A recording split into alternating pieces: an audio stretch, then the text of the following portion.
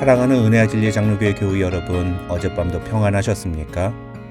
오늘도 나의 모든 것을 주님을 위해 사용함으로 하나님을 내 삶의 가장 귀한 분으로 인정해드리는 저와 여러분이 되시기를 주님의 이름으로 축원합니다. 오늘 새벽에 만나보면은 창세기 4장 16절로 26절입니다. 창세기 4장 16절로 26절을 제가 읽어드리겠습니다. 가인이 여호와 앞을 떠나서 에덴 동쪽 놋 땅에 거주하더니 아내와 동침함에 그가 임신하여 에녹을 낳은지라.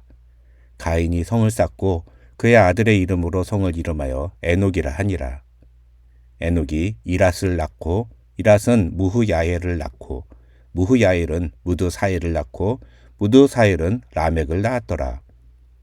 라멕이 두 아내를 맞이하였으니 하나의 이름은 아다요 하나의 이름은 실라였더라. 아다는 야발을 낳았으니 그는 장막에 거주하며 가축을 치는 자의 조상이 되었고 그의 아우의 이름은 유발이니 그는 수금과 퉁소를 잡는 모든 자의 조상이 되었으며 실라는 두발가인을 낳았으니 그는 구리와 쇠로 여러 가지 기구를 만드는 자요 두발가인의 누이는 나아마였더라. 라멕이 아내들에게 이르되 아다와 실라여 내 목소리를 들으라. 라멕의 아내들이여 내 말을 들으라. 나의 성처로 말미암아 내가 사람을 죽였고 나의 상함으로 말미암아 소년을 죽였도다. 가인을 위하여는 벌이 7배일진데 라멕을 위하여는 벌이 77배의 1이로다 하였더라. 아담이 다시 자기 아내와 동침하매 그가 아들을 낳아 그의 이름을 셋이라 하였으니 이는 하나님이 내게 가인이 죽인 아벨 대신에 다른 씨를 주셨다 함이며 셋도 아들을 낳고 그의 이름을 에노스라 하였으며 그때의 사람들이 비로소 여호와의 이름을 불렀더라.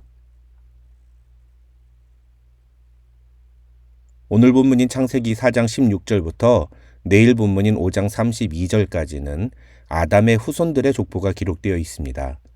이 족보는 크게 둘로 나눌 수 있는데 하나는 오늘 본문인 4장 16절부터 24절에 나오는 가인의 족보이고 다른 하나는 4장 25절부터 5장 32절까지 이어지는 아담의 세 번째 아들 셋의 족보입니다. 간단하게 그 내용을 말씀드리면 가인의 족보는 가인에서부터 라멕에 이르기까지 모두 7대의 기록이 소개됩니다. 반면에 아담의 셋째 아들 셋의 족보는 아담에서부터 시작하여 노아의 세 아들 셈, 함, 야벳에 이르기까지 모두 11대가 기록되어 있습니다. 그 중에 오늘은 4장 16절로 24절에 담긴 가인의 족보를 통해서 성경이 우리에게 전하려는 메시지가 무엇인지에 대해 살펴보겠습니다. 오늘 본문이 창세기 4장 16절로 24절에 기록된 가인의 족보에 관한 내용 중에 우리가 가장 먼저 발견하게 되는 중요한 사실은 가인이 여호와 앞을 떠났다는 것입니다. 16절을 보면 성경은 가인이 여호와 앞을 떠나 에덴 동쪽 놋 땅에 거주하더니 라고 말합니다. 여기서 가인이 여호와 앞을 떠났다는 표현은 실제로는 가인이 아버지 아담의 집에서 나와서 방랑하는 삶을 살기 시작했다는 뜻입니다. 12절을 보면 하나님은 동생 아벨을 죽인 가인의 죄를 지적하시면서 너는 땅에서 피하며 유리하는 자가 되리라 하고 말씀하시는데 이것은 이제부터 가인은 아버지 어머니와 함께 살지 못하고 집을 떠나 자신의 삶을 자기 스스로 개척하며 살아야 하는 신세가 될 것이라는 의미입니다. 이것이 왜 가인에게 내려진 벌일까요? 그것은 아무도 가인을 보호해주지 못하는 상태가 되기 때문입니다. 다시 말하면 가족과 함께 살았을 때는 가족의 보호 아래 있지만 가족을 떠나 혼자 사는 가인을 이제 보호하고 지켜줄 사람은 아무도 없다는 것입니다. 14절에서 가인이 하나님께 물은 나를 만나는 자마다 나를 죽이겠나이다 라고 말하는 이유도 바로 그 때문이라고 할 수 있습니다. 그런데 이 여호와 앞을 떠났다는 표현은 말 그대로 가인이 영적으로 하나님의 곁을 떠났다는 의미로 해석할 수도 있습니다. 그리고 이것은 어느 한 순간만을 의미하는 것이 아닌 가인과 그 자손의 삶 전체를 설명하는 매우 중요한 표현이라고 학자들은 설명합니다. 가인이 저지른 죄는 결코 가볍지 않았습니다. 그래서 하나님은 그런 가인에게 무거운 심판을 선언하십니다.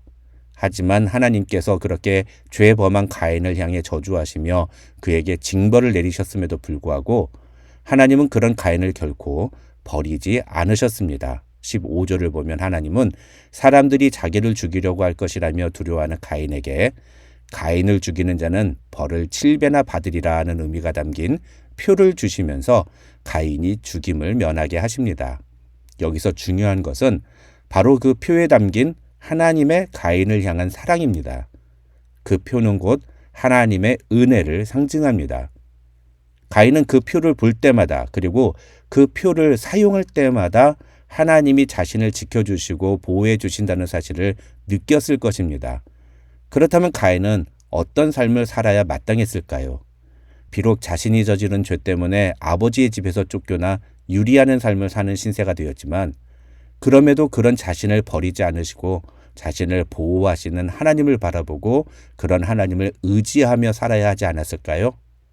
하지만 어제 우리가 이야기 나눈 것처럼 가인은 그런 삶을 선택하지 않습니다. 가인은 하나님의 징계를 받은 즉시 하나님의 곁을 떠났습니다. 그 은혜의 표를 받았음에도 불구하고 가인은 하나님의 곁을 떠나기로 결정한 것입니다. 성경은 그렇게 하나님의 곁을 떠난 가인이 에덴 동쪽 놋 땅에 거주하였다고 말합니다. 여기서 놋이라는 지명은 방황이라는 의미를 갖고 있습니다. 다시 말해서 하나님의 곁을 떠난 가인이 정착한 곳은 방황의 삶이었다는 것입니다. 이러한 가인에 대한 기록은 5장에 나오는 셋의 족보에 나온 기록과 여러모로 비교가 됩니다. 어떤 부분이 비교가 되는지는 내일 새벽에 만날 시간에 다시 자세히 다루도록 하겠습니다. 그 다음 두 번째로 오늘 본문에서 우리가 주목해야 하는 것은 17절부터 22절을 보시면 가인이 아내와 동침하여 낳은 아들 에녹에서부터 비롯된 자손들이 어떤 인물들이었는지에 대한 내용이 기록되어 있다는 것입니다. 참고로 17절에 나오는 에녹과 5장에 나오는 우리가 잘 아는 그 죽지 않고 하늘로 올라간 에녹은 다른 사람입니다. 중요한 건 에녹이 아니라 그 에녹의 4대 손인 라멕이 낳은 세 아들에 관한 기록입니다. 라멕은 아다와 실라라는 두 아내를 통해서 각각 야발과 유발 그리고 두발가인이라는 세 아들을 얻게 되는데 성경은 20절로 22절에서 이 세 사람이 어떤 일을 하는 사람이었는지, 다시 말하면 직업이 무엇이었는지를 자세히 소개합니다. 간략하게 정리하면 야발은 장막에 거주하며 가축을 치는 자, 즉 유목민의 조상이 되었고, 유발은 수군과 퉁소를 잡는 모든 자, 그러니까 음악가의 조상이 되었으며, 두발가인은 구리와 쇠로 여러 가지 기구를 만드는 자, 즉 대장장이었다고 기록합니다. 중요한 것은 창세기를 기록한 모세가 무슨 의도로 이런 자세한 내용을 기록했느냐는 겁니다. 결론만 간단하게 말씀을 드리면 학자들은 이 20절로 22절의 내용은 결국 가인의 후손들이 이 세상에서 상당한 경제적 지위와 부를 누리며 살았고 뿐만 아니라 그들은 이 세상 문명 발전에 공헌하는 삶을 살았다는 것을 의미한다고 설명합니다. 그런데 중요한 것은 그들은 가인 이후로 여호와 앞을 떠난 삶을 계속해서 살아가고 있다는 것입니다. 다시 말해서 부모의 곁을 떠나 살아가던 가인이 자수성가하여서 그 후손들이 이 세상에서 잘 먹고 잘 사는 가문을 이룬 것은 사실이지만 그러나 그들은 하나님의 곁을 떠난 삶을 살았던 사람들이라고 성경은 말하고 있다는 것입니다. 세상적인 기준에서 보면 가인의 후손들은 분명 성공한 삶을 살았습니다. 그러나 창세기를 기록한 모세는 그런 가인의 후손들을 셋의 후손들과 비교함으로써 그들이 결코 하나님의 약속의 자손은 되지 못했음을 우리에게 보여주고 있다고 학자들은 설명합니다. 그러면서 학자들은 이 창세기 4장 16절로 24절에 기록된 가인의 족보는 철저히 5장에 나오는 셋의 족보와 비교하기 위한 도구로 기록된 것이라고 설명합니다. 세 번째로 오늘 본문 23절과 24절을 학자들은 성경에 기록된 인류 최초의 시라고 설명합니다. 한글 성경으로는 이것이 어떻게 시인가 하시겠지만 히브리어 성경을 보면 이 23절과 24절은 대꾸법과 운율로 이루어진 시의 형태가 분명합니다. 중요한 건 이 시를 통해서 라멕이 전하려는 메시지입니다. 결론만 간단하게 말씀을 드리면 이 시는 어떤 이유에서인지 모르지만 라멕이 소년을 죽이게 되었는데 그런 끔찍한 죄를 저질렀음에도 불구하고 하나님은 자신의 생명을 보호해 주셔야 한다고 주장하는 매우 뻔뻔하고 오만한 내용을 담긴 시라고 할 수 있습니다.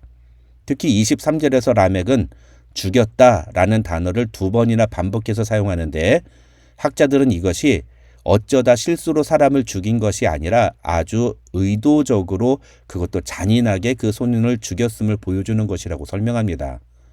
그런데 라멕은 그런 무서운 죄를 범했음에도 불구하고 죄 없는 동생을 죽인 자기 조상 가인을 위해 하나님이 7배의 벌을 내리신다면 자신을 죽이려고 하는 자들에게는 77배의 벌을 내리시는 것이 마땅하다면서 가인을 보호하시는 하나님의 은혜를 자기 자신을 위한 도구로 사용하고 있다고 학자들은 설명합니다. 이것은 결국 가인의 족보를 통해 창세기를 기록한 모세가 우리에게 이야기하려는 메시지가 무엇인지를 분명하게 보여줍니다. 그것이 바로 16절의 의미입니다. 하나님의 곁을 떠나 세상으로 나간 가인과 그의 자손들은 세상 사람들이 보기에는 분명 성공한 삶을 살았는지 모릅니다. 그러나 그들의 삶은 방황과 죄악에 오염된, 아니 그런 표현조차 부족한, 오히려 뻔뻔하게 하나님의 은혜를 자신의 이익을 위한 도구로 사용하는, 그렇게 하나님을 업신여기는 자의 삶을 살았음을 오늘 본문은 우리에게 보여주고 있는 것입니다. 그런 가인의 족보를 마무리하고 25절과 26절에서 성경은 다시 아담과 하와에게로 시선을 돌립니다. 이 25절과 26절은 가인과 아벨 두 아들을 모두 잃은 아담과 하와에게 임한 하나님의 새로운 은혜를 우리에게 보여줍니다. 그것이 바로 세 번째 아들 셋인데 중요한 것은 그 셋이라는 아들이 낳은 에노스 때에 사람들이 비로소 여호와 이름을 불렀다는 기록으로 이 창세기 4장이 마무리되고 있다는 것입니다. 이 창세기 4장 25절과 26절은 사실 5장 1절로 연결되는 내용이라고 할 수 있습니다. 하지만 이 25절과 26절은 우리가 살펴본 16절로 24절에 기록된 가인과 그의 자손들의 삶의 모습과 중요한 대비를 우리에게 보여줍니다. 그것은 바로 하나님의 은혜가 임했을 때 그것에 어떻게 반응하느냐는 것입니다. 가인은 비록 자신이 저지른 죄악에 따른 징계를 피할 수 없었습니다. 그러나 그 속에서도 하나님은 가인에게 은혜를 베푸셔서 가인을 보호하시기 위한 표를 주셨습니다. 그것이 가인에게 임한 은혜였습니다. 그러나 가인은 그 은혜의 표를 받고도 여전히 하나님 없는 방황의 삶을 살았습니다. 반면에 아담과 하와는 가인의 죄로 말미암아 하루아침에 두 아들을 잃게 되었을 때 하나님께서 새로운 은혜를 주셔서 셋이라는 새 아들을 얻게 됩니다. 그리고 그렇게 은혜로 얻은 아들 셋이 또 아들 에노스를 낳았을 때 비로소 사람들은 여호와의 이름을 불렀다고 성경은 말합니다. 하나님을 인정하고 하나님의 은혜를 구하는 삶을 살았다는 것입니다. 저와 여러분도 하나님이 우리에게 베푸신 은혜를 무시하지 말고 그 은혜에 합당한 태도를 보이며 살아가는 하나님의 자녀들이 되시기를 주님의 이름으로 축원합니다.